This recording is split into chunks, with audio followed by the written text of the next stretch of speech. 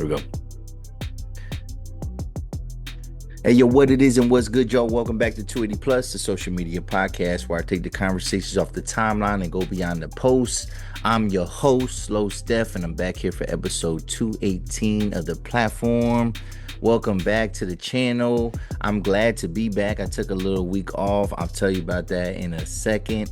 But if you're brand new to the channel, I'd like you to hit that like button, hit that subscribe button, hit that bell for notifications so you can stay up to date with the content.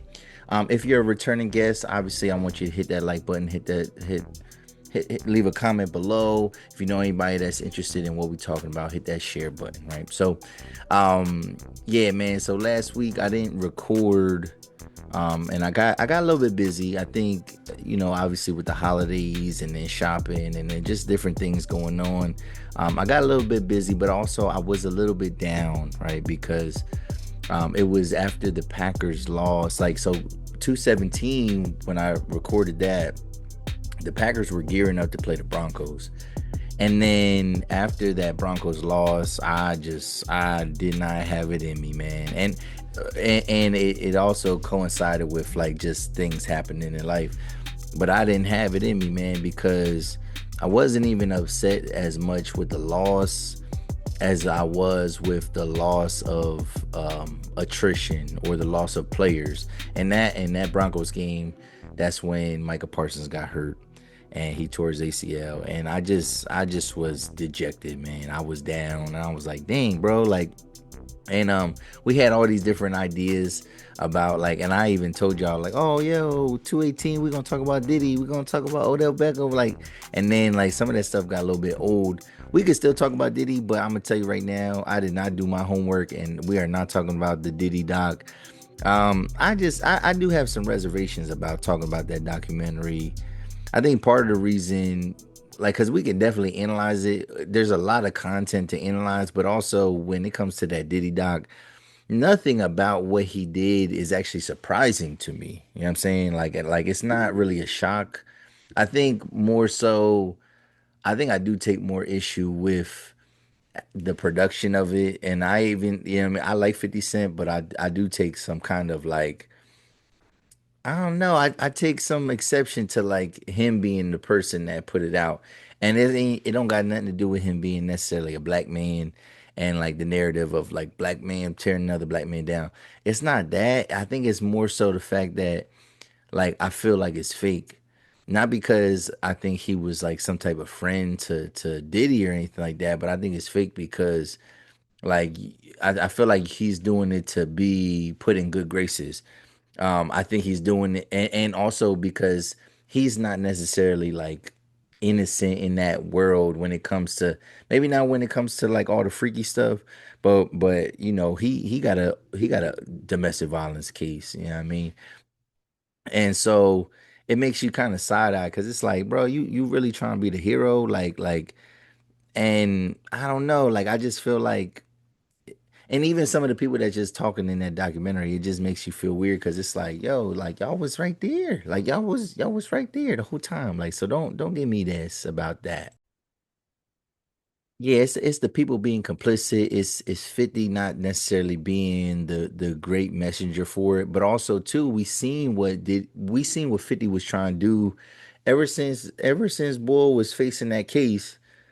We seen that he was like trying to like kind of buy revolt under him and things like that, and then, so it just feels very opportunistic. Let me just say that it feels very opportunistic, and maybe there's nothing wrong with that, but I'm just like, bro, like I don't know. And then some of the stuff is very misleading. Like there's been quite a few things, and I think I was gonna talk about that. If we was gonna talk about the Diddy doc, I was gonna talk about some of the things that got kind of debunked in there.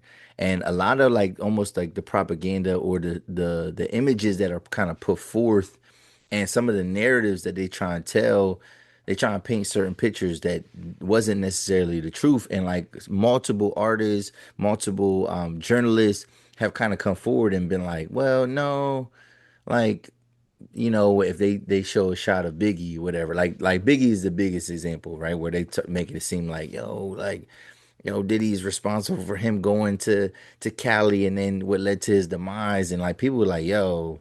Ain't nobody forced Biggie to be there, and Biggie was happy to be there. Or like even like some of the interviews, where Biggie is like talking about being paranoid and having to look around him. He not talking about Diddy. He talking about like his actual life in the streets and like leaving that behind and stuff like that. So there's just like little things like that. And like I said, I didn't watch the full thing. I watched maybe like an episode and a half.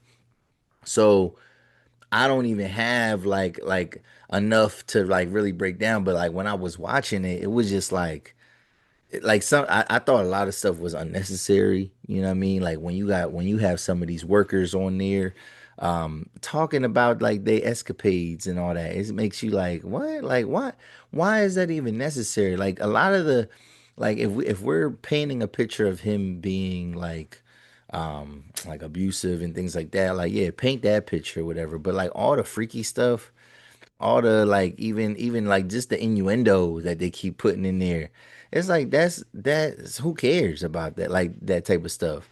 But I digress. So yeah, we ain't talking about that. We got a whole new slate of things to talk about. But um before we get started, though, before I even go down my rundown, y'all see I got my sweater on. Merry Christmas to everybody. Hopefully, everybody is pretty much done their Christmas shopping.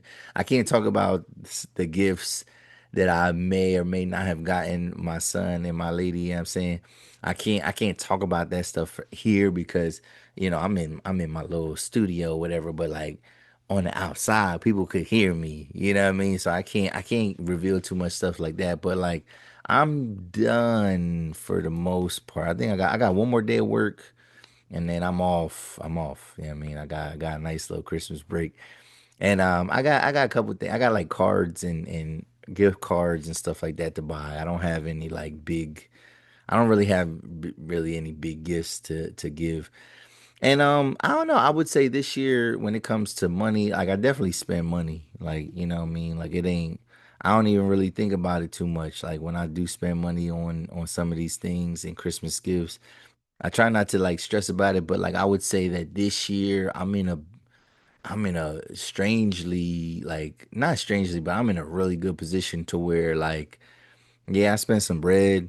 Yeah, I mean, I dropped some bread on stuff, but like it ain't hurt. I don't feel the effects. Like I wouldn't say I've gone broke buying some Christmas gifts, whatever, but I've racked up a little, you know what I mean? In the past, I've racked up a little, you know, credit card debt, you know what I'm saying? Stuff like obviously stuff that's easy to pay off, but I've put some stuff on credit cards to where I could pay it later. Even again, I can't talk about it too loud because, you know what I mean, the little guy might hear me, but like, if I find something at Best Buy that is a higher price item that I can kind of finance for, 18 months and just kind of it's basically like I use it like a Klarna type of situation where like dog, I could break this down. You know what I mean? Like, and that's been my cheat code when it comes to like any like major. If I need a major electronic, I got a Best Buy card, and so I'm covered. Like even if I don't necessarily have the bread to drop, like when I had to buy my new laptop for the podcast, whatever, and I dropped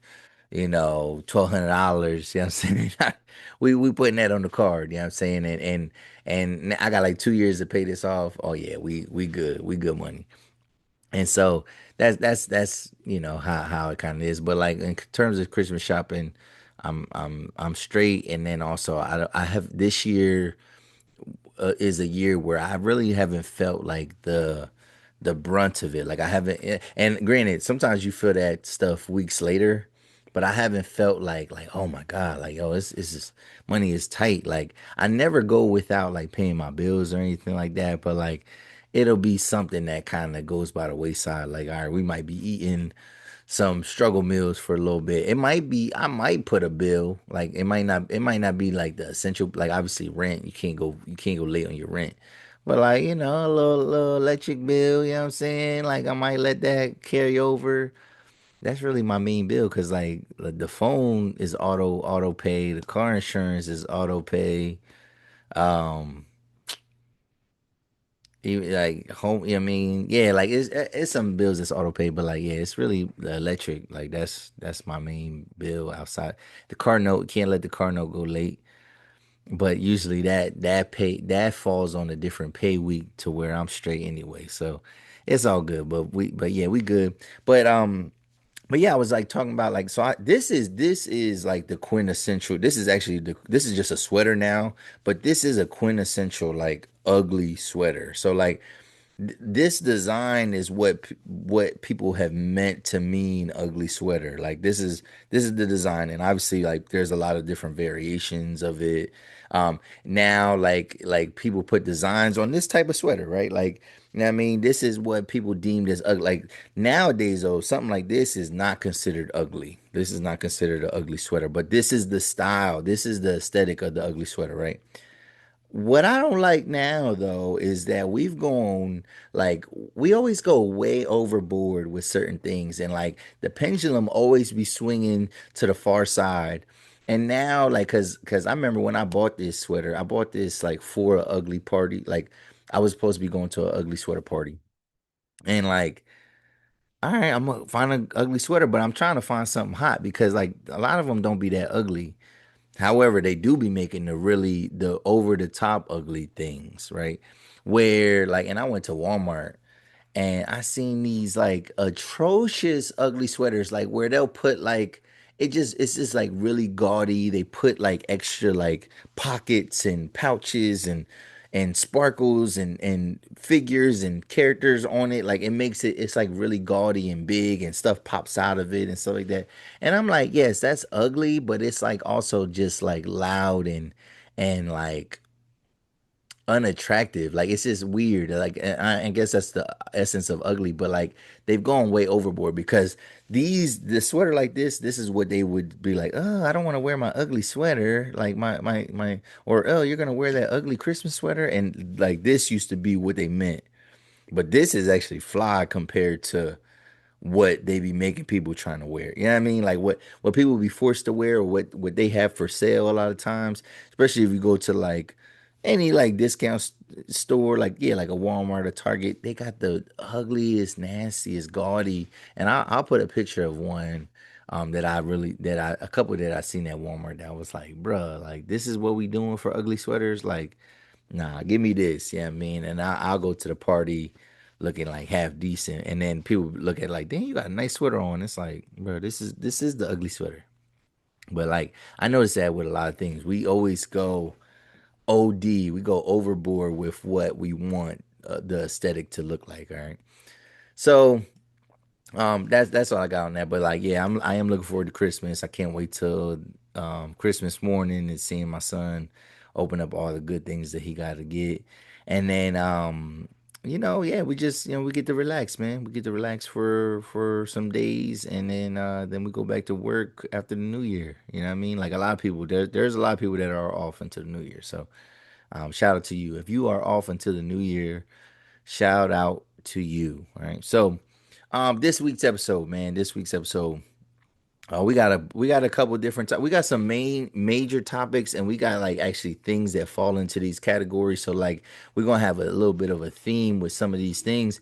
First, we're gonna talk about coons gone wild, right?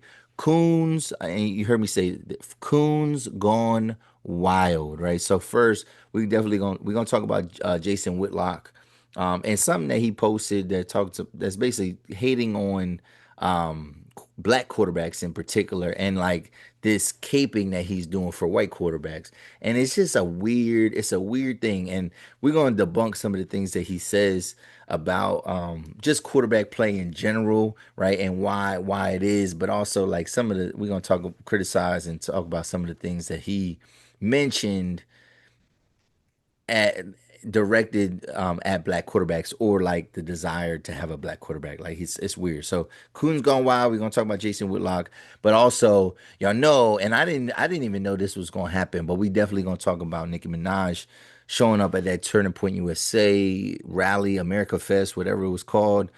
And I got some takes. I got some takes on that because it definitely was shocking. It was shocking to see her, and I think that's where the main shock comes from. And obviously, like certain things were like clipped out and it's content. I watched her. She's on there for a half hour. Like that's her segment. Is she's on there for a half hour, and I still think it's trash, but it's not as there's not as much to go off of as I thought there would be, but we'll get into that. We'll get into that like low hanging fruit when it comes to that. And then we're gonna talk. So Coons Go Wild, and then we're gonna talk about knockout trolls, right? And when I say knockout trolls, two internet trolls, YouTube trolls, um, got knocked out over the weekend, right? So we're talking about Andrew Tate losing to Chase Demore in a very bad fight, right? We're gonna talk about that, and then obviously we're gonna talk about Jake Paul, getting cleaned up by Anthony Joshua. After that, after we talk about Coons Gone Wild and then the Knockout Trolls, we are going to talk. We're going to give you a Packers update, and then I'm going to talk a little bit about video games and like millennials, the psychology between, and basically we talking about different generations, like the psychology on gaming for Gen Z versus the psychology for gaming for millennials, right? And we're gonna get into that. There's a very cool post that I seen that gets it into that. All right. So let's get started. Let's get started. So, Coons Gone Wild. All right. So Jason Whitlock. All right. I'm gonna share. I'm probably gonna share something with y'all on the screen. And basically, it's gonna be like just a series of slides. And this is something that that Jason Whitlock posted, and obviously I commented on it. And this is more so on Facebook. But yeah, so it's something that Jason Whitlock posted, and he's talking about quarterbacks. So I'll share the screen so we could just go through the slides. This one is not a video. We might have a video later for some of that Nicki Minaj stuff. But let's take a look here. Let's see what Jason Whitlock is talking about. And so you'll hear me over the top of this kind of talking over some of these pictures. All right. So let me get that ready here so we can get started. All right. So this is what I seen one day. I was on Facebook. It said be the first to comment. I already commented on this shit. So I ain't even we don't even gotta go there. We don't even gotta do that. All right. So here you go. We see a picture. It starts out with a picture of Matt Stafford and it says this season there are only five there are only five quarterbacks. All right, and they talk about Dak Prescott, Matt Stafford, Jared Goff, Patrick Mahomes, and Drake May. All right, and this is a little bit. Some of these stats are going to be a little bit outdated because we've seen some things update. All right, basically saying QB play is at an all time low. Since 2023, six of the QB selected within the first five picks have been black. All right, so they're showing Anthony Richardson, Bryce Young, Jaden Daniels, Caleb Williams, Cam Ward, and then CJ Stroud. All right, so since 2023, so just a couple years ago, six of the QB selected within the first five picks have been black. Okay, what does it matter? The one white guy, an MVP candidate. DEI has destroyed the NFL. The black QB obsession must stop before the NFL is ruined. QB play sucks. In 2018, 19 quarterbacks averaged 250 plus yards per game. This season, oh, okay, there are only five. Okay, I actually went in reverse. I went kind of backwards. And so these are the only quarterbacks that are averaging 250 plus yards per game. All right. These are the only guys. All right. So obviously I take some issue with that because there was a couple of things that he said that was very loaded. Like a lot of things that he said was like very loaded in his delivery. And I said, this dude is the biggest coon in sports media. Maybe the problem, right? Maybe the problem is a lack of player development at the pro and college level, right? So think about that, right? Are teams really developing quarterbacks well at the college level and at the pro level? Are we really doing our due diligence to develop quarterbacks, right? Now I said the transfer portal got these players hopping to new teams playing in multiple systems. Then at the pro level, coaches get fired after one or two bad seasons. The QBs that get drafted high go to teams with the most coaching turnover. So again, I think we're talking about a development issue rather than a race issue. Like he's the person that made this about race. Like he's making this totally about race. And he's saying he was talking about something like, yeah, man, I thought this was the year of the black quarterback. It says, yeah, this is what his post says. It says, DEI and the woke agenda is destroying the NFL right before our eyes. Who do you blame, right? And then I seen some stuff where he's like, yeah, man, this was supposed to be the year of the black quarterback. And here's the thing, I remember because I posted content about it. I remember there was a meme that came out and it basically showed all the black starting quarterbacks to start this season, all the quarterbacks that were ready to lace it up. Yeah, I mean, start the season, and there was like 16 black quarterbacks, and no one called it the year of the black quarterback. Like we're acting like black quarterbacks are like haven't existed for a while, right? Like that's one thing. Like we acting like this is a new phenomenon. The black quarterback has been around now. Like why are we even having discussions about the black quarterback? Especially unless we're talking about like equity and we're talking about like the differences in how black quarterbacks are developed versus how a white quarterback might be developed, right? Unless we're talking specifically about that, like, there's not this obsession with the black quarterback.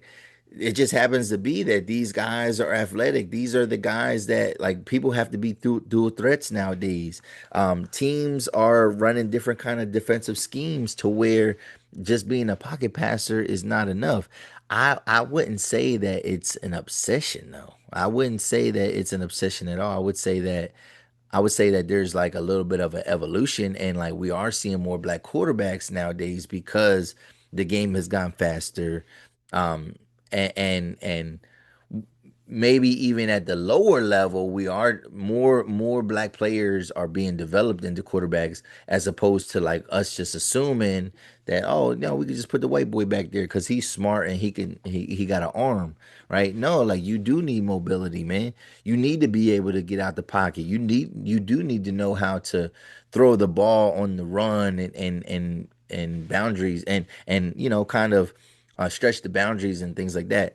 Yes, pocket passing will still be a skill. It was funny because when the Packers played the Bears that first time, that was one of the things that like Tom Brady pointed out where like the problem is when you're talking about like rolling out and throwing it outside the pocket, what that does for you, it affects your receiver's timing, but what it does is when you constantly throw outside the pocket and you constantly roll out, what you do is you essentially cut off half of the field, right? Because football and the way plays are designed is a lot of it is about timing, but it's also like where you're positioned on the field. So like there's certain routes that you would not run, right? If you're like on the right far right hash or if you're on the far left hash, right? And so like obviously when you're rolling out, right? If you're rolling to the right, you're less likely going to be able to even see what's on the far left, but also you're it's more rare that you're going to be able to make that throw because if you think about the width of a football field is 50 yards. If you roll all the way to the damn near to the sideline, right? Yeah, I mean you're rolling out on the run, you making a 50-yard pass, right? Just to one other to just to the other side of the field, but also you trying to get it up like 10 yards, 15 yards, 25 yards, right? Like now we talking about a 75-yard throw. You know what I'm saying? As opposed to that's only going to net you 20 yards as opposed to, you know what I mean? And then also it because it becomes dangerous. Now you probably got a wall of defense that's able to block you. So pocket passing will still be important. All right. But like there's not this obsession with the black quarterback as Jason Whitlock is kind of suggesting, right?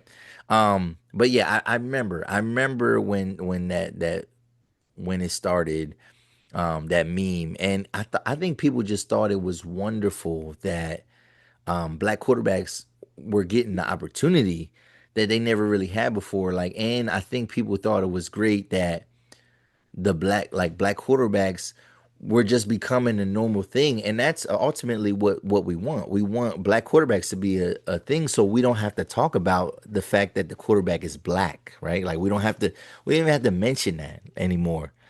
We could just be like, oh yeah, it is what it is, right? So nobody claims that and nobody's claiming that black quarterbacks are inherently better, or that the coaches are thinking differently about them. I don't think there's some obsession with it. I just think it's a cool thing that it's normal. Like if you would have asked me, 10, 15 years ago, if the Packers would have a black quarterback, there would be no reason for me to say they would, but also like why not, you know what I'm saying? And like it is cool that we have one, you know what I mean, that we have a brother, but it's not some obsession with it.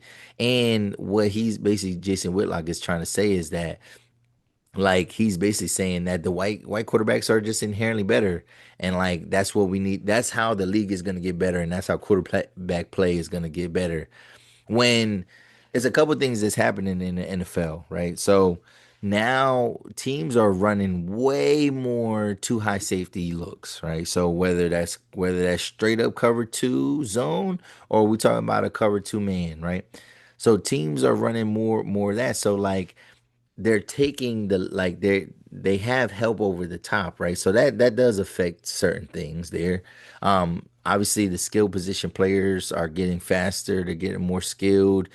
You got to be able to run the ball still, right? You cannot pass it 50 times in this league. Like you have to be able to establish the run, and it's a plus if you are able to get some running from your quarterback. Like if you have a quarterback that can throw well in the pocket, has good timing, has good accuracy, can throw a good ball.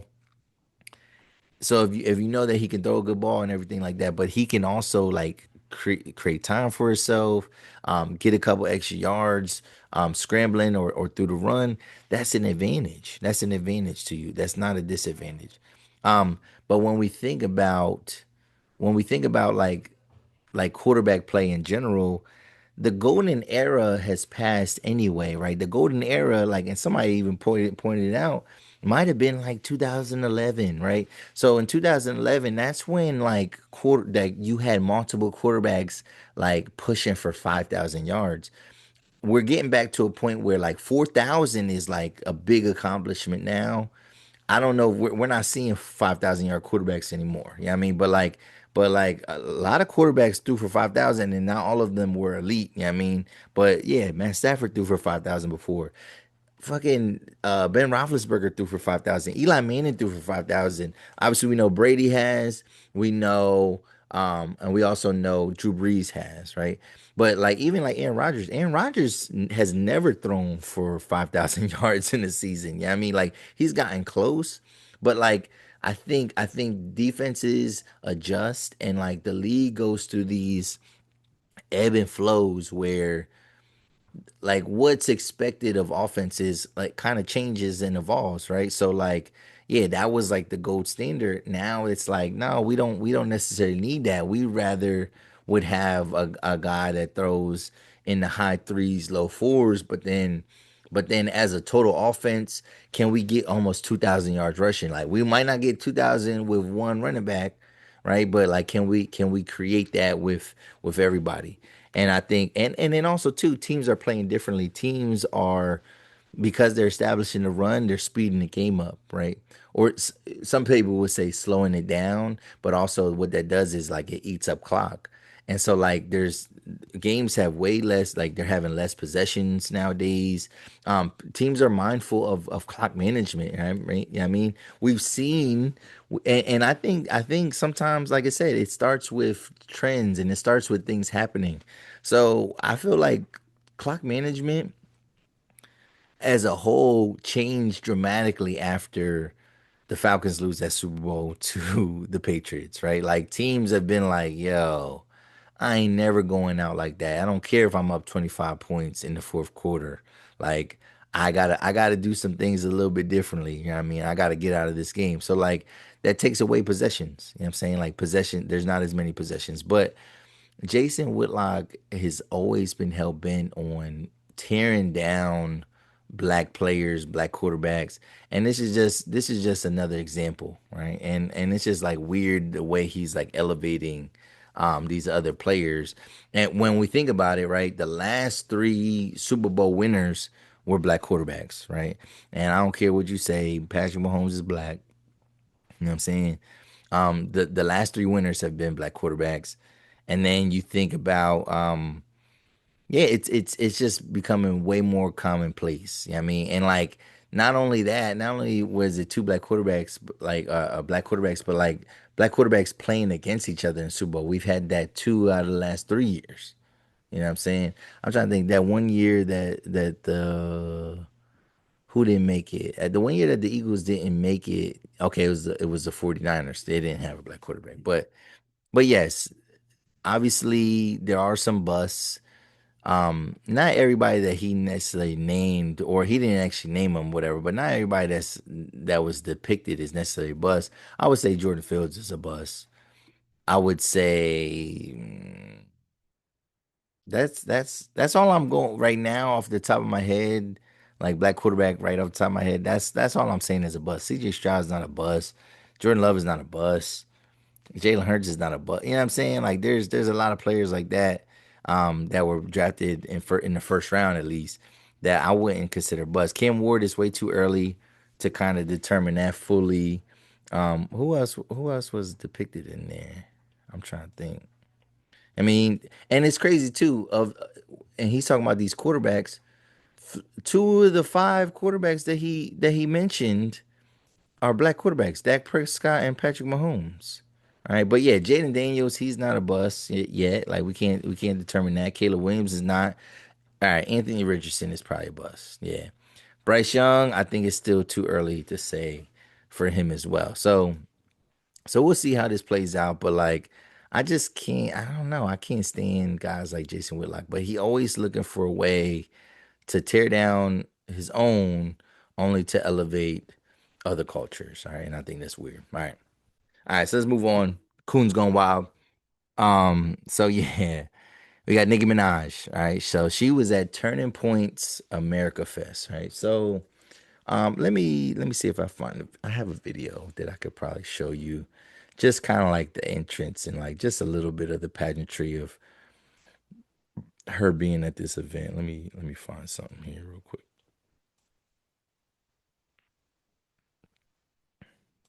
I got some crazy videos that I share or that I yeah, I got some crazy videos.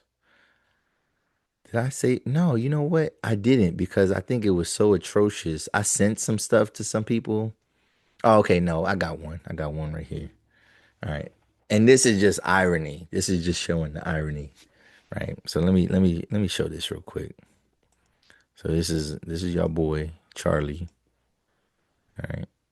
Let me make sure I share the sound too. I know you're like, what is that dog doing on the screen, bro? Like I said, I be saving some crazy stuff. Not crazy, but just fun stuff that's not that serious. Here we go. It says while Erica Kirk hosts Nicki Minaj at Turning Point event. All right, so let's look at what Charlie said about Nicki Minaj before, or just an example of him dropping her name. Nicki Minaj is causing dads to leave the home. Hold on a second. I don't think that's a good role model for 18-year-old black girls. I don't. I don't. And what do you think about for young men? For young men. And for young men, don't be new scum.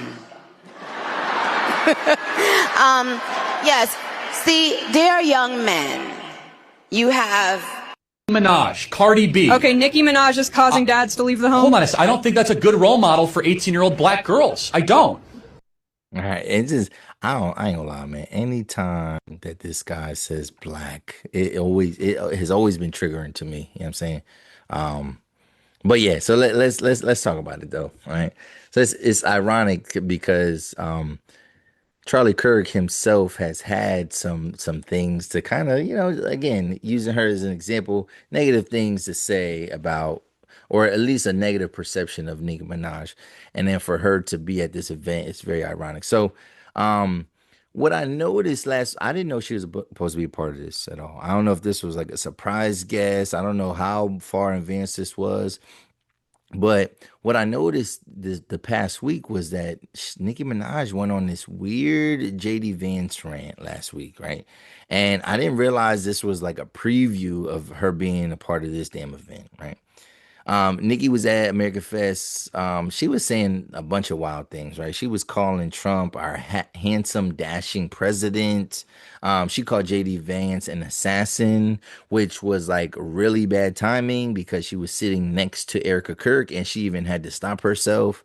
But my thing is with this, right? So it's definitely shocking that she was there. And so that's what everybody's talking about. It's like, oh my God, like is she gonna lose fans? Like what did the Barb's got to say about this, right? And my thing is with this is that if you're going to be a part of a very like a right wing nationalistic event like this, right? I need Nikki to say it with her chest, right? I need her to say it with her chest. Like I feel like she made a bold move by showing up, like, but when you listen to her talking points, she played it safe as hell, right? Like I think she played it safe as hell, and she wasn't standing on like her beliefs, right? Like, and to me, it's just ironic because, right, when there was the DNC, when Kamala Harris is running for office, there's all this criticism about her featuring black like rappers and black entertainers into like her into the convention and like into her campaign and things like that. Like there was a lot of negative rhetoric behind that. However, only for the conservative party to also do it, right? I mean, yeah, I mean, so it's like, do you get Nicki Minaj to be at your event because you really think that she has strong ideas that will push your movement, or do you do it for the photo op and are you trying to gain a new audience, right? And essentially that's kind of what it does. Now, granted, Nikki might lose a faction of her audience, and because some people gonna be like, nah, like I can't fuck with her no more, whatever. But then it's gonna open the door to like a new audience. So it is kind of maybe like a symbiotic or like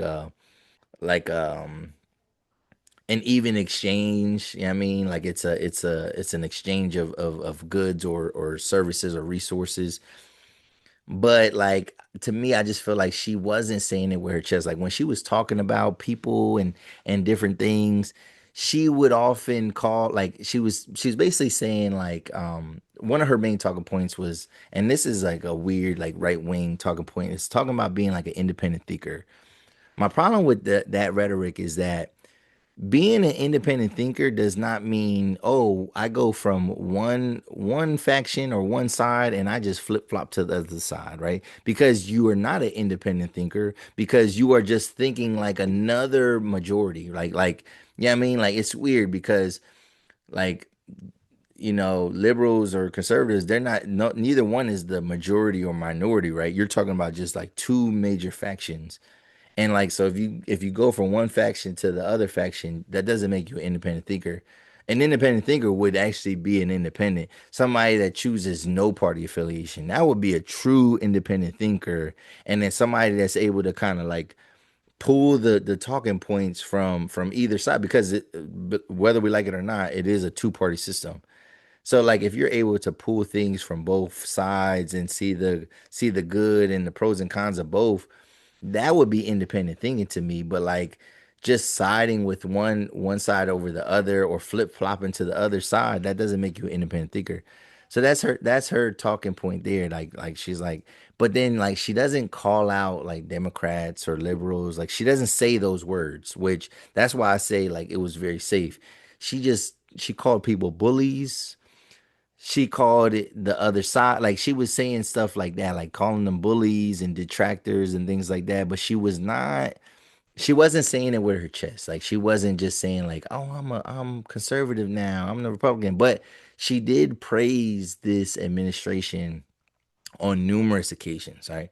And I just thought it was like weird because it's like, all right, if you're gonna be at this rah rah America Fest, whatever, then like you might as well double down and say all the things that people are expecting you to say, or I mean, like say all the things that you want to say. Um, I felt that I felt like when she was talking, she had some very low level, low IQ talking points, right? Especially when asked about she was asked a question by Erica Kirk, and it was basically about like what's the hardest thing about raising kids? And like she was like, what's the hardest thing about like raise in this generation? What's the hardest thing about, for raising or for our young girls, but also for our boys because she has a son. So she's like, yeah, what's the hardest thing? And then when she was talking about girls, she talked about beauty standards, which to me that's low. That's low hanging fruit. Like who? Like we talking about actual political things here, right? This is a even though and this is like a political event. One thing I noticed about Talking Point though, they lean heavy on the Christian stuff, right? Which is I mean, no harm, no foul. But I can see why people looked at Charlie Kirk as just some Christian guy because like I think Turning Point itself is supposed to be more the Christian side of things. People were what people were seeing wasn't Turning Point stuff. It was Charlie Kirk show stuff. I think the Charlie Kirk show is where he was getting off a lot of his like very divisive rhetoric. Now, when he would go on to campuses and debate, you would also hear the divisive rhetoric. But I think they try to like envelop like a lot of their stuff around these like Christian ideologies and stuff like that. So I think that's when people say like I never heard him say nothing bad about this group, whatever. Yeah, because they were getting the Christian side of the algorithm as opposed to the far right conservative side of the algorithm, or they were hearing stuff and they just were agreeing because they some coons themselves. Yeah, I mean coons gone wild. I mean that's what I already said. And yeah, this episode probably gonna get flagged. Um, but like her main thing was talking about beauty standards, right? And she made this up, this talking point about um this made up thing that white girls are being ridiculed for how they look. And she's like, well, because a black girl if if I feel some type of way about a black girl and how we feel about black women being criticized, well, why is it okay for white girls to be criticized? And I'm thinking, who's criticizing what white girls look like? I mean, as a whole, as a society, nobody. I mean, the only time that white women get criticized is when they do some like blackfishing or when they do some cultural appropriation stuff. But like no one is like there's not a campaign that's tearing down white women for how they look. You know what I'm saying? So to me, that was like low IQ, low level talking point because she's literally making stuff up. Now, if she's talking about Sydney Sweeney, like if she was trying to conflate those things, the Sydney Sweeney thing had nothing to do with how she looked. The Sydney Sweeney thing was about the marketing behind it and the play on words where they was like got good genes. And we see that she's blonde hair, blue eyes, and we know like that is literally a Aryan ideology, right? Where that's the supreme race, like people that are blonde hair, blue eyed. And the word genes, right, is the play on words. And granted, Sydney Sweeney was a part of the ad, but like she wasn't part of like putting words on top of it. You know what I'm saying? So like if she's talking about that, no one was like, and even if people did criticize Sydney Sweeney for how she looked, it wasn't because she's white. It's because they said she had good genes. So then people were like getting offended and people were like, fuck, I got good genes. Like I ain't got blonde hair, blue eyes, whatever. So I just felt like there she was just making stuff up, very low level talking point.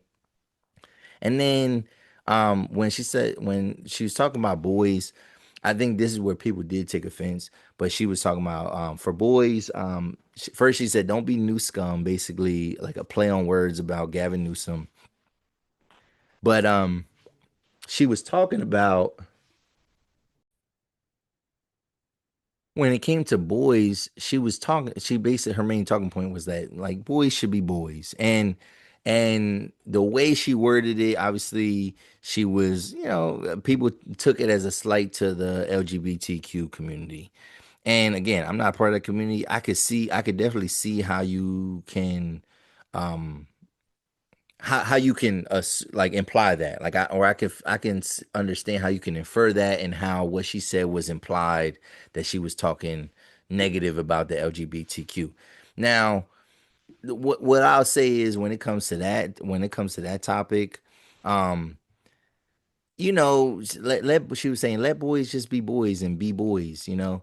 And one thing I say about this is like if we are gonna talk about protecting black people and stuff like that, we had to have a real conversation about we also have to think about protecting our gay black men, you know what I'm saying, whatever, in terms of society. You know what I'm saying? In terms of society, we got to think about that as well. And being gay don't necessarily make you less of a man. You know what I'm saying? So whatever. So saying let boys be boys, yes, I do understand what she's trying to say. She's talking more so the masculine, and it might be even a shot at trans a little bit. But also too, like if we're just how that community would take offense, it's almost saying like, yo, you're saying that like, people can't be themselves. And again, I can see I don't want to get too deep into that because I don't have nothing against that community.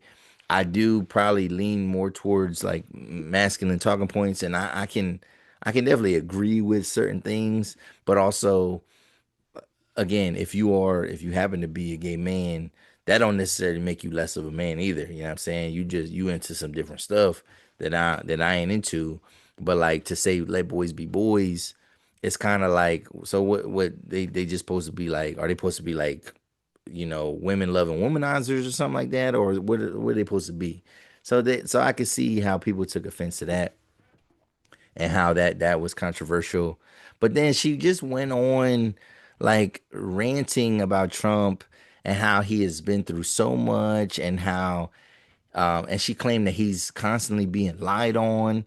However, she failed to mention the lies that she was referring to. So, like, you can't make all these claims about, like, yeah, he's constantly being lied about, and your family has to read those lies and things like that. But like, if you're not actually gonna point out what you talk about, because what lies? What lies are we talking about?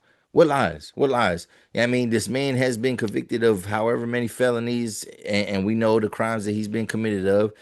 We know that this man is in the Epstein files, right? Yeah, I mean, like what other lies? Are we talking about his racism? You know what I'm saying? Like all that's been documented. You know what I'm saying? And if you don't want to call it racism, you want to call it prejudice, all that stuff has been documented. So what are the lies? What are the lies? What are the lies? I just think is overall it was an odd scene, and it's definitely gonna have some of her fans confused. Nicki Minaj in general has no credibility though, right? She has no credibility to talk about politics. She's married to a sex offender, right? She is a bully herself. Like she's a bully. Like she's not a nice person. She's not a good person. And she's done nothing to bring up the next generation. She really is a crab in the barrel. You know what I'm saying? And we don't look at her like that is because she actually achieved some success. But like she's a crab in the barrel. So like what is the point of bringing her on? The only reason why you would bring her on is to pander, and it is to be this sensationalized talking point, to have this polarizing woman, black woman, on your platform at your rally talking about literally nothing. Like she talked about nothing. She talked nothing.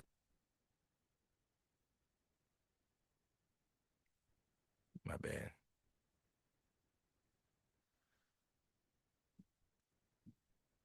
All right, here we go. She literally talked about nothing, you know what I'm saying? And like, yes, I could see, yeah, the uproar. I could see how the optics look, and it was bad, but also like it almost wasn't that bad because she wasn't saying shit. Like she ain't say nothing of any significance at all. Like, you know what I'm saying? And it was just weird. It was like when you ever have your kid like try to like explain something to you that you don't really care about, you know what I'm saying? Like in that moment, and like they just like, your kids be yapping. Like that's what it sounded like. She sounded like a little kid that was just yapping and rambling about nothing, bro. And so like I definitely can feel why she got backlash or why she will get backlash. But also I would say to fans, if you are a fan of her, I mean, it's your prerogative if you want to still be a fan of hers, whatever. But like I would say to the people that like are more on the opposite side, like, bro, she ain't doing nothing, man. She ain't influencing anything. She ain't gonna bring people out the woodworks. You know what I'm saying? You might see a couple Looney Tunes get on that turning point bandwagon, but like she said nothing of value in that whole 30 minutes. She said zero things of value. And then yeah, she was talking about Christians and stuff like that. And it's like, girl, I don't know you to be this like maybe you are God fearing. I don't know you to be God fearing. I'm not even saying she don't even gotta be she don't gotta be a Democrat, she don't gotta be a liberal. But I do this think that like for the most part, and people do get mad. People get mad when artists are not talking about political things. But I would just say, like in general, it's bad business. You know what I'm saying? And she does a lot of bad business. I mean, she's not the same artist that she was, 10 years ago in terms of like how lucrative and how successful she is. So like, yeah, she's doing a lot of bad business, and this is just another notch on that belt, though. But what do you think? What do you think about Nicki Minaj showing up at Turning Points America Fest? Again, there ain't that much to dive deep on because she wasn't talking about nothing. But let's move on. Let's move on. All right, we're gonna talk about these knockout trolls real quick. And so over the weekend, we seen two different internet trolls, two different, and these guys are internet trolls in different ways, I guess. One of them is definitely heavy red pill, talking points, trying to tell men how to deal with women and things like that. And the other one, I don't really see him doing that, but he's just this cocky, brash guy, and he probably is more a little bit more right leaning. You know what I'm saying? Like if it is on that type of time. But we're talking about Andrew Tate, and then we're gonna talk about Jake Paul. So Andrew Tate loses a fight to a man named Chase Demore, who is also like this like viral like this viral fighter that doesn't really like can't really fight though. You know what I'm saying? He's in this like weird it's called like the Misfits. He was like the Misfits fighting champion or whatever. Um but it's he got like Tate got his ass whooped. You know what I'm saying? The fight ultimately went to a decision. It did ultimately go to a decision, and it was a majority decision for Chase Demore. Um, he basically and it was like he might have won one extra round, and then one person called it a draw. So he won two. Two of the judges voted for scored it for Chase Demore, and then the last judge had it as a draw. But Tate is supposed to be this like world class great kickboxer. Now, obviously, boxing and kickboxing are a little bit different, but you are using your hands in kickboxing. And when we look at Tate's resume, like he was the man in kickboxing. He had a 76, it said roughly a 76-9 record before retiring in 2014. He had like belts in like four different weight classes. But he got beat in boxing um by a guy that has like literally no technical form, right? This guy chased a guy that has sloppy form.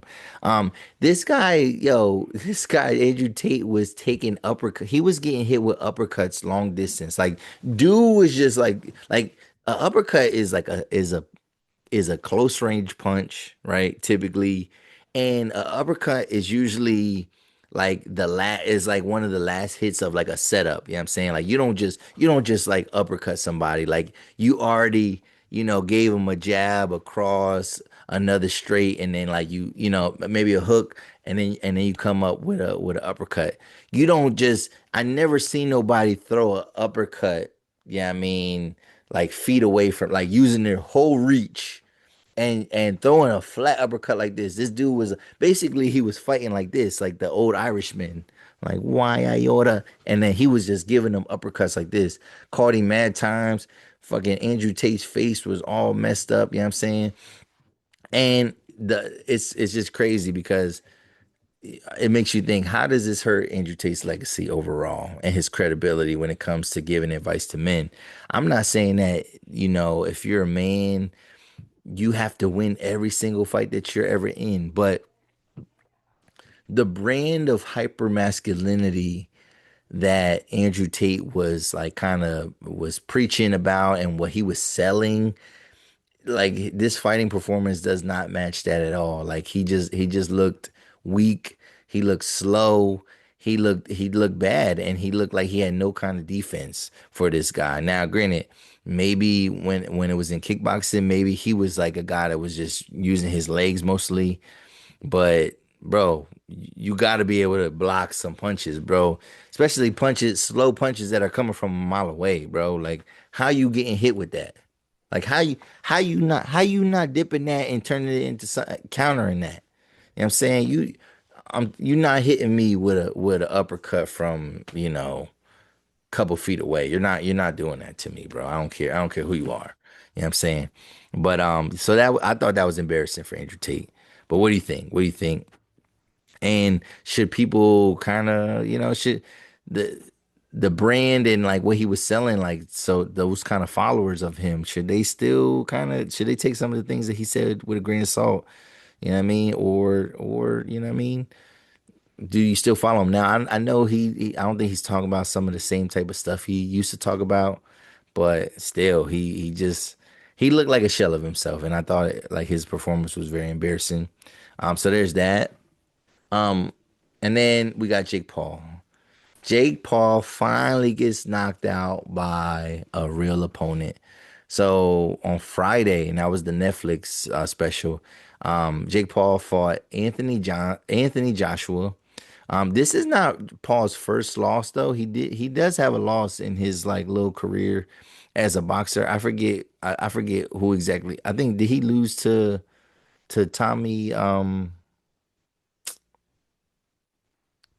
Tommy Fury? I think he lost that fight to Tommy Fury.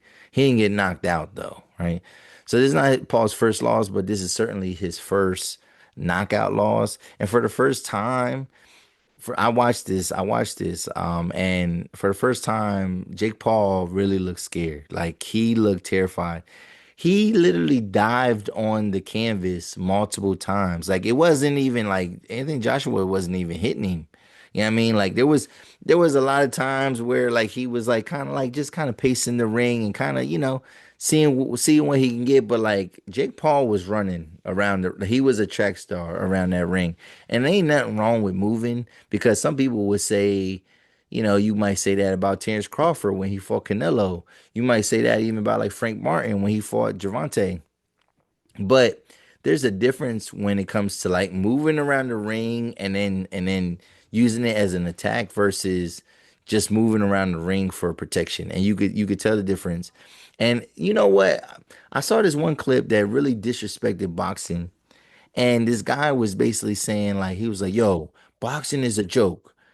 Boxing is a joke. Like on what play in no other fighting sport could you possibly win a round against a professional, right?" And basically he was saying like if boxers would go to MMA and fought around in MMA, they would get destroyed. But we see a lot of MMA fighters go to boxing and then like they are okay at least, whatever.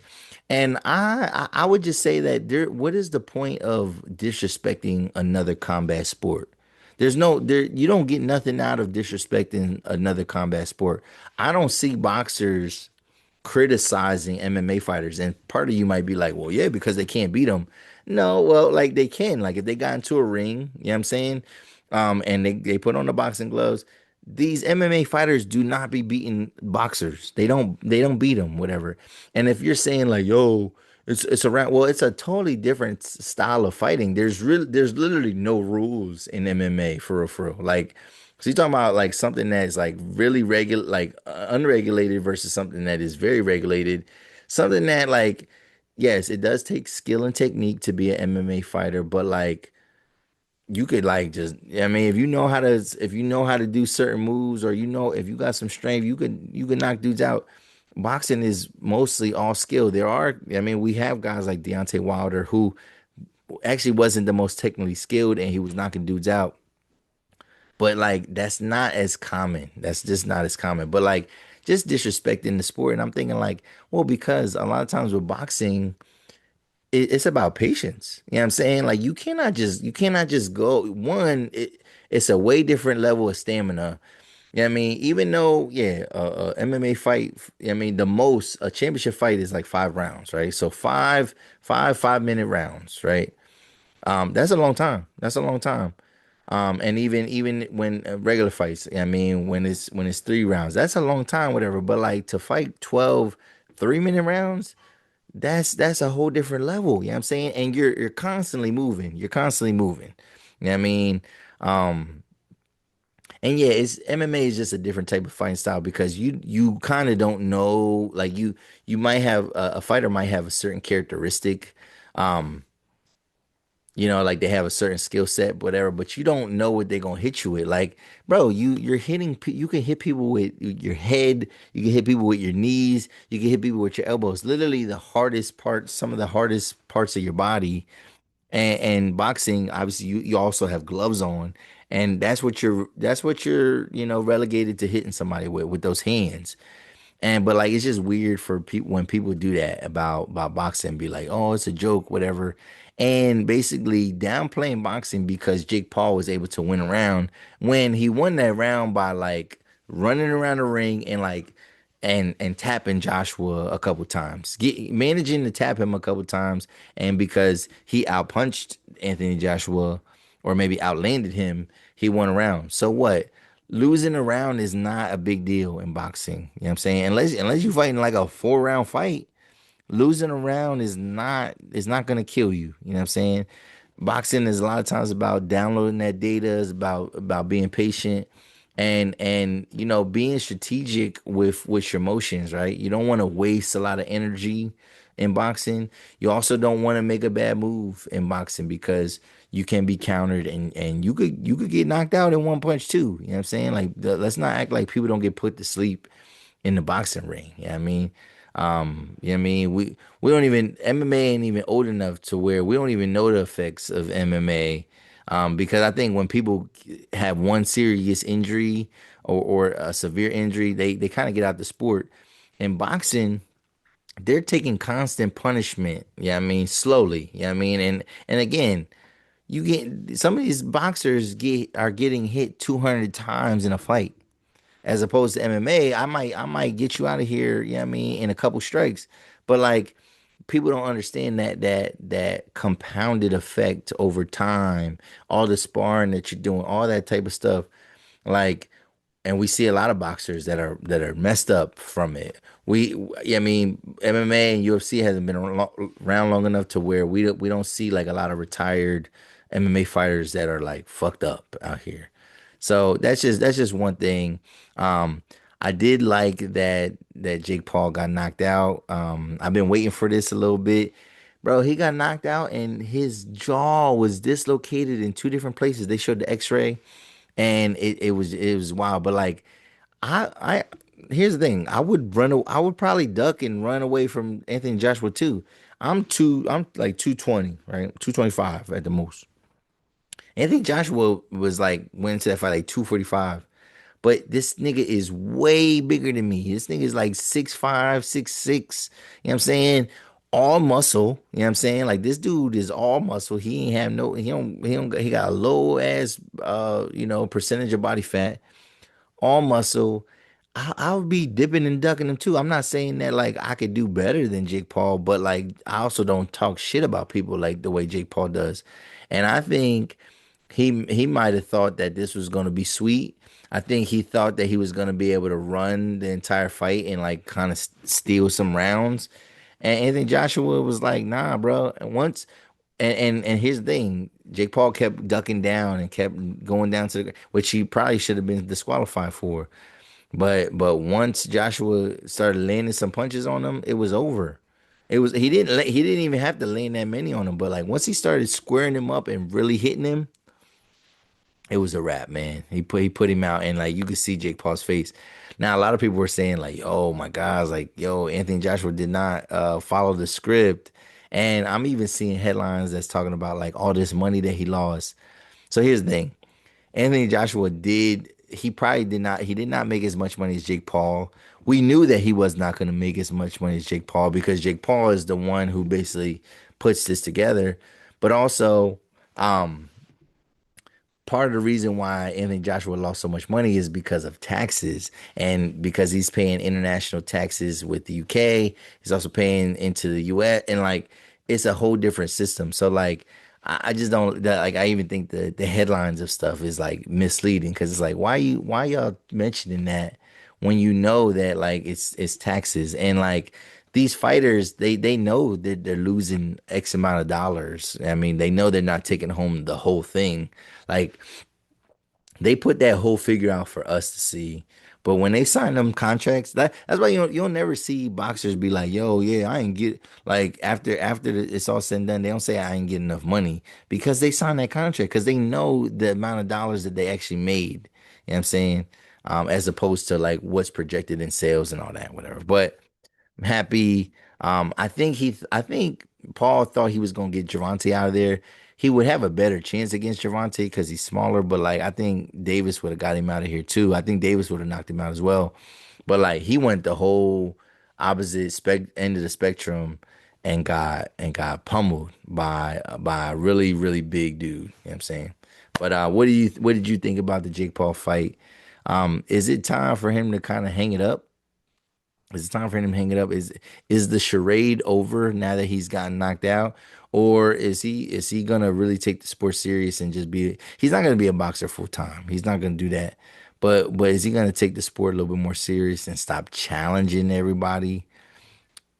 It remains to be seen. We'll see. Time will tell. All right. So but let's move on. All right. One last time before we get into this video game thing. But Packers, man, the Packers. I told y'all I didn't want to record last week because I was like grieving the loss of Micah Parsons on the Packers. He tore his ACL, non-contact injury against the Broncos. This guy was chasing Bo Nix and then like randomly just pulled up and was like, ah. And so even that game, I knew we were gonna lose that game once he went out. I mean, Christian Watson had went out in that game. And it was unfortunate, and I was sad about the loss because I wanted us to get a victory over a great team. But it was the loss of of some players. We lost because yeah, it was not only did Micah get hurt and Christian Watson, but our starting right tackle Zach Tom got hurt, and also Evan Williams got hurt. So it was very critical and it was very telling what we saw and it was like concerning. But so then moving into this past week, week 16 against the Bears. So it was the rematch against the Bears, our second meeting. And I didn't go in with high expectations because I knew that Jacobs was banged up, even though he was playing. I knew we were out. Zach Tom was out. I knew Evan Williams was out, and I knew that Christian Watson was in there, but he was like not really healthy. But Micah Parsons, that was gonna be the biggest like what are we gonna do? How are the Packers gonna contain? And because Micah Parsons, even though he didn't get a sack in that first Bears game, he was still a factor. He was still a factor. And so it was confusing and like you're wondering like how good they're gonna do. And then man, we're driving the ball down a couple different drives. We don't finish, but like it was early in the game. Jordan Love gets knocked out the game, so I'm thinking it's over. Like it's definitely over now. And then Malik Willis comes in, and Malik Willis he played well, man. He added definitely a different element to the offense when he was running the ball, but he was throwing accurate balls when he was getting the throw, and we rallied and we was playing well, and it's time is winding down, and I'm cautious when I watch stuff. Yeah, I mean when I watch football because I've seen football, I've watched too much football in my lifetime to know that a game is not over till it's triple zeros. You know what I'm saying? Till it's three zeros on that clock, it's still a game, and I knew it. And so the Packers end up losing in overtime, right? But and everybody's gonna definitely the onside kick is the most controversial blunder of that game. It's the most controversial, and it's the most obvious error in that game that would definitely lead to the loss. It's the most obvious, right?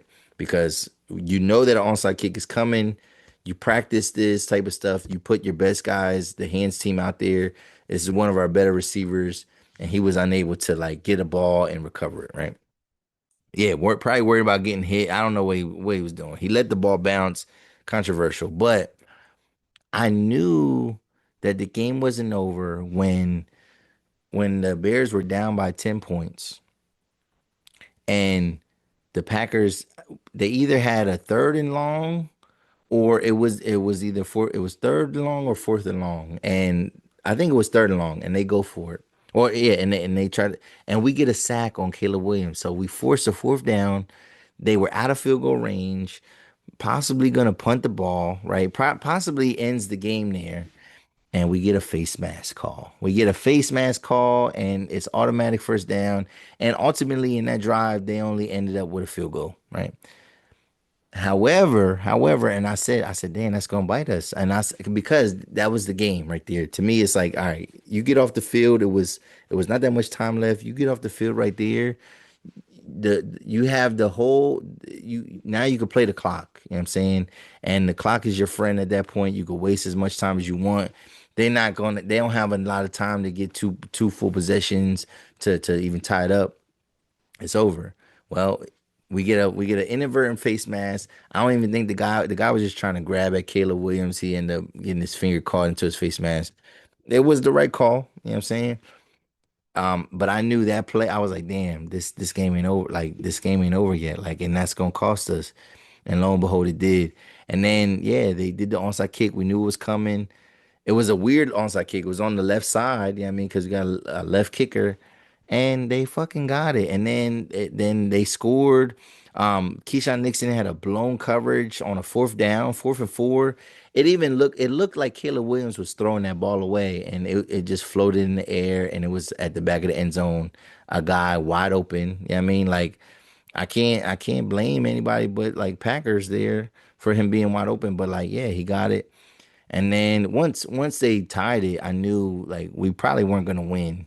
I mean, and then when we have a couple seconds, like it's probably like 24 seconds left, maybe 30 seconds left, we can try to drive to get a field goal. And when we take a sack on the first play, I was like, oh snap! And then we didn't call a timeout or nothing. And then Willis kind of gets hurt on that play. So then the only hope that I'm thinking is that all right, if we get the ball in overtime, we gotta kick it. Right? We gotta get the ball second because offense is, I mean, Willis might be injured. They have all the momentum, but we have to be able to stop them. We have to be able to hold them to a field goal. And no, man, we got the ball first. We had some plays. Fourth down, go for it. We had a botch snap. So couldn't even convert a first down. And then we give it to the Bears on the short field. And then, yeah, Caleb Williams, man, like it was like third down. This guy just goes for the bomb. You know what I'm saying? And then end the game right there. And it was just so dejecting. It was so sad because, like, again, the expectations were already low. You know what I mean? Going into that game without Micah. But then when Jordan Love goes down, and then it's like we don't even have a starting quarterback, but then we're still playing well. And even like Emmanuel Wilson outplayed Josh Jacobs. Like there was a lot of things that was like kind of wild and was kind of interesting. And for us not to pull it off, it just hurts. Now, at first I didn't really even know what our playoff standing was because I'm thinking like, yo, I mean, this is gonna be something that gets us out of the playoffs. And no, we still alive. So if we win one of our next two games, we're in. So we got the Ravens next. I don't even know who's healthy, who's not healthy. We'll see. I think that's another Saturday game, but like we got the Ravens next, and then at the end of the season we got the Vikings. So we only got to win one of those two games to just get a playoff spot. To win the division, we have to win both games, and the Bears, I think they're gonna have to lose both games. Fortunately for us, though, the Bears have tough opponents. Um, Maybe the Lions aren't that tough of an opponent, but they end the season with the Lions, who they already lost. They already lost to the Lions, right? And then they play the 49ers this week, which 49ers, I think if they win tonight, if they win their Monday night game and then if they win out, I think they have a good chance of like vying for that divisional title. I don't know how close they are to getting the division, but like they're in the mix, whatever, and they could play spoiler, or at least they could be jockeying for, you know, a a 5 seed instead of a 7 seed, whatever. Like they're jockeying for position, but like the Bears had to play a tough 49ers team, and then they gotta beat the Lions, which is always going to be a tough divisional game. That Lions game against Pittsburgh, that was a controversial ending. But the rule on the field is that if there's an offensive penalty that ends the game, the game is over because there's a 10-second runoff.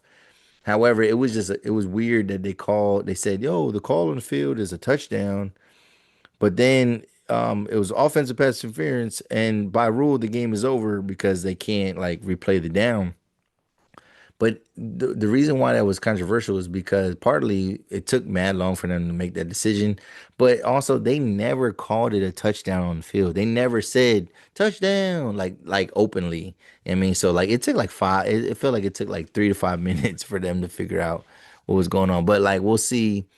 But the Packers still have hope to make the playoffs. They have high hope to make the playoffs, a high percentage chance to make the playoffs, but they got to get it done. They cannot go into the playoffs limping.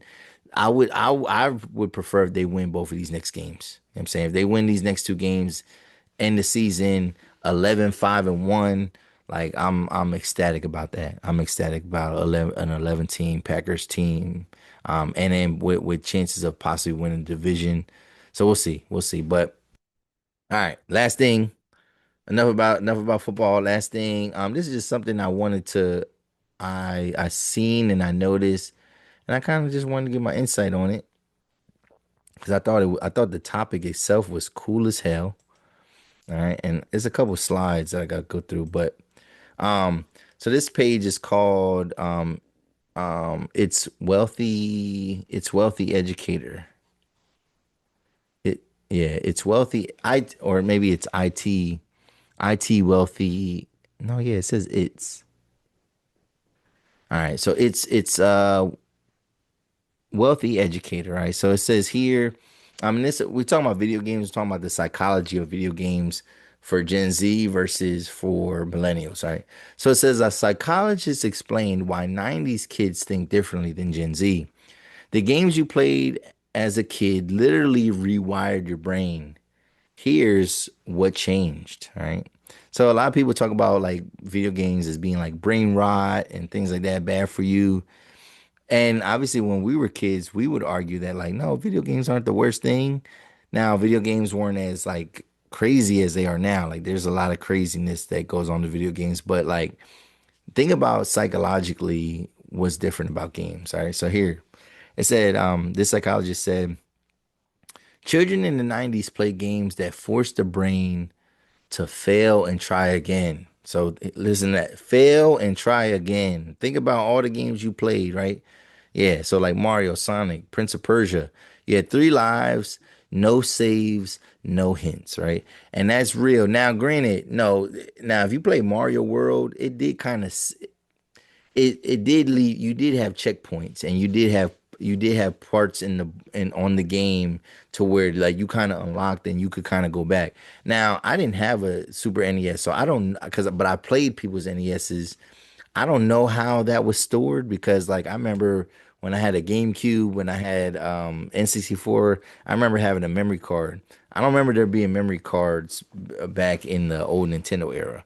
Um, so, but yeah, they are right though. You could earn more lives. However, like a lot of times it was no checkpoints mid level. It was like, yo, you either finish it or you dead, right?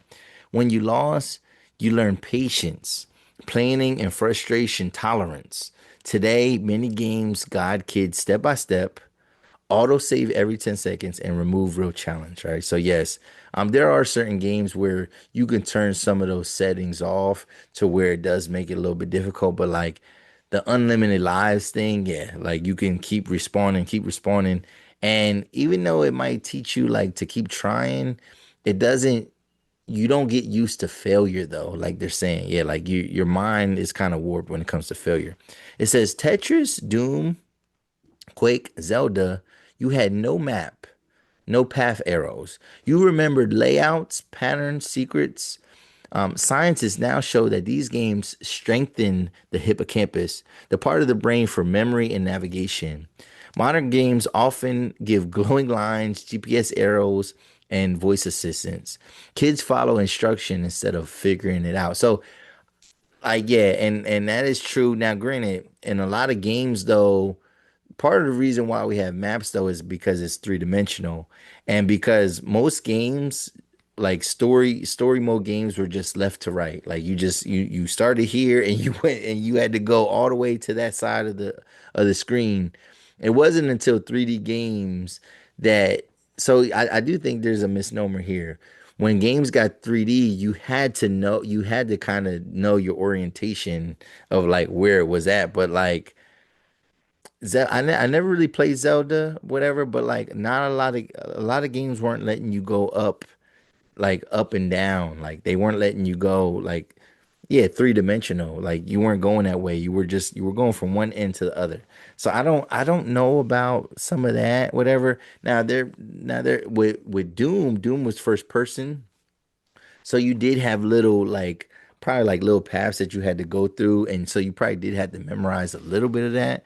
But like yeah, I remember like even again N64 is was fully that 64 bit that was fully three dimensional, and so like there was some hard games on N64. Banjo Kazooie was hard as hell, right? Yeah, I mean, but like yeah, you did it probably didn't have a map or it probably did, but like you did have to memorize certain like tasks and things like that. But like that's not fully accurate. So, but let's keep going. It says kids follow instruction instead of figuring it out.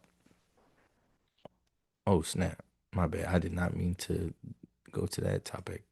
It says here you had to stop when you failed. Today, games are endless. Fortnite. So these are good examples of endless games. Fortnite, Roblox, Genshin, Minecraft are built to keep attention forever. He said this trains a different circuit. Instead of finishing tasks, kids get addicted to constant stimulation. No, I think that's pretty accurate there. The constant stimulation, like yeah, there's no end goal. There's not even a goal really. Like you might win a round of something if you're playing Fortnite, but there's no goal. Minecraft is definitely like goalless. Like you're just kind of building your own world in that. He said this trains a different circuit. Instead of finishing tasks, kids get addicted to constant stimulation. One parent said, "My son never knows when to stop. The game ends him. He doesn't end the game." Right? This never happened with Sega or PlayStation 1.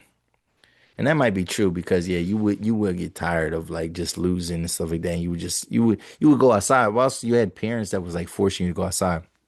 I said in the 90s, games were social in real life. Now, this is my favorite. This was my favorite part of playing video games when I was a kid. You went to a friend's house, sat on the same couch, argued over controllers, shared secrets, passed levels together, right? So that's the thing that I'm missing in video games now. There's no true multiplayer game anymore outside of sports games. There's no multi-level multiplayer adventure game, right? Or storyline or what they call platform game. There's no multiplayer, like you can't both be on the screen at the same time. And granted, you can play remotely now, but like remote play is not the same as like on like live play because and that's the thing too. That's I don't really play online like against people.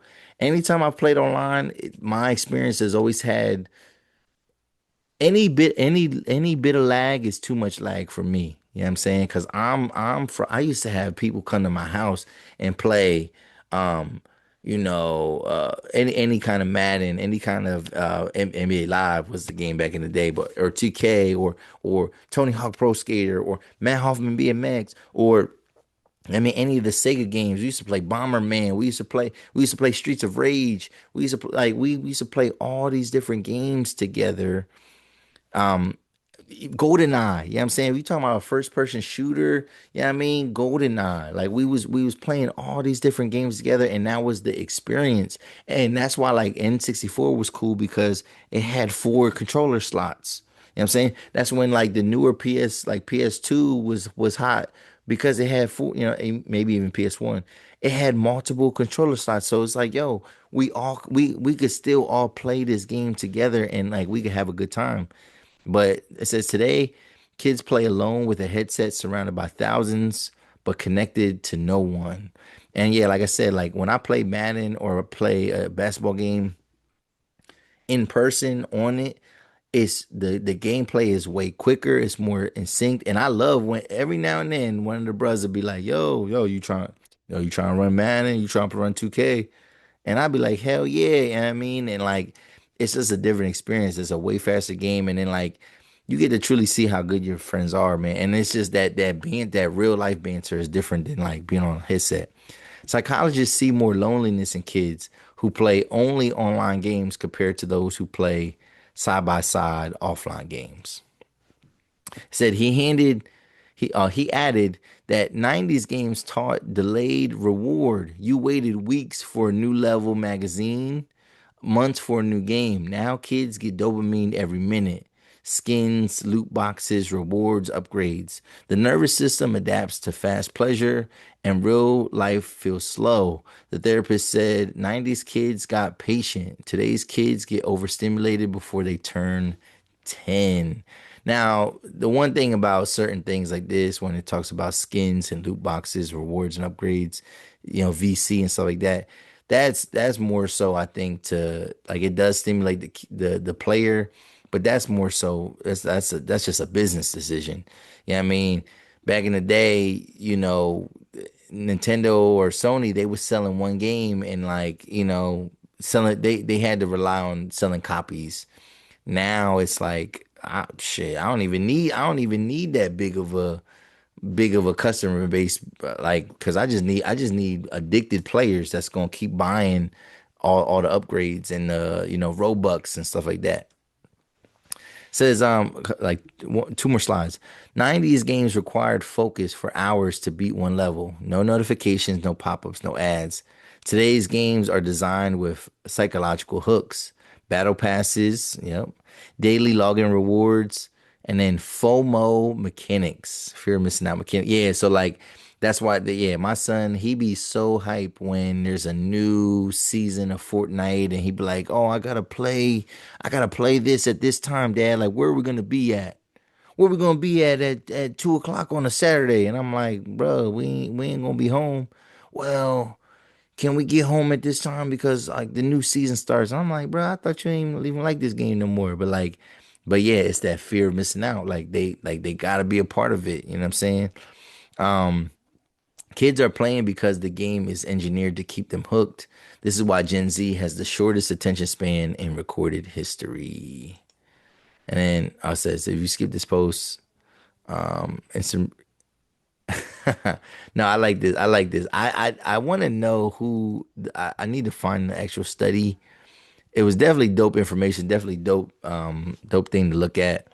But yeah, definitely I think it does explain the experience and like video games actually were not bad back in the day. Video games might be worse now, but yeah, it's not the same.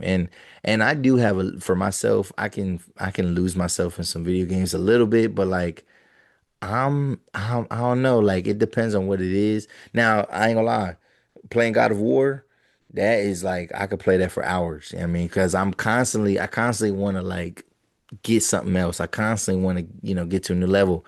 When that Valhalla came out though, I was like, oh, wait up. I can't keep playing it. Like you could lose yourself in playing the Valhalla because it feels like how the old games used to feel. Like, I mean, you die, you started from the beginning and like so it's kind of like it's like reminiscent of like a older time but like with all these like new gameplay mechanics. I still want them to bring out like they need to develop games where you can play more side by side. They need to develop more multiplayer storyline games. I mean, like I think it's dope that Nintendo has like Mario Party, Mario Kart. It has those kind of games where there's a multiplayer aspect. Even when Nintendo had the Wii and like all the VR stuff like that, I think that's dope. And so it does create like a more social experience. However, I do think that like there needs to be like a change, and like some of these games need to be multiplayer. Like that'd be dope if you could, yeah, if you could play God of War and you pick different characters. Like you could be Kratos, you could be maybe not Mimir, but you could be Atreus, you could be Freya, you could be Brock or Sindri, and like really move throughout this world. You know what I'm saying? With your friend right next to you, with your kid. Like, and that's the thing. My son will never get to experience like that Streets of Rage feeling and going through the next level and stuff like that. Like the only time we get to experience stuff like that is at the arcade. But like, yeah, he'll never get that. So that's unfortunate. But like, I would love to see that in the future. We might not get that in 2026, but like, yeah, man, before the next generation of consoles come out, man, or whatever, like they need to develop more multiplayer platformer games. You know what I'm saying? But what do you think, man? What do you think about this week's episode, man? We talked about Coons Gone Wild. We talked about the knockout trolls. We talked a little bit about ugly sweaters and Christmas and getting ready for that. With the Coons Gone Wild, we talked about Nicki Minaj, Jason Whitlock, and his obsession with white quarterbacks. Jake Paul, Andrew Tate get knocked out, and then the psychology behind video games, man. We gonna hopefully the next episode is a quicker turnaround, and I won't have you guys waiting a week in between. But I appreciate everybody who listens, everybody who watches, everybody who engages with the content, man. I really appreciate you, man. You help keep this thing going. We rocking out, we still moving. But yeah, I appreciate you, man. If you're still here, I need you to hit that like, and you haven't done this so far, make sure you hit that like button, hit that subscribe button, hit that bell for notifications. Leave a comment below. Give me some love, man, and then share this content with people you know. All right. But this is episode 218 of the 280 Plus podcast. I'm your host, Low Steph, and I'm out, y'all. Peace.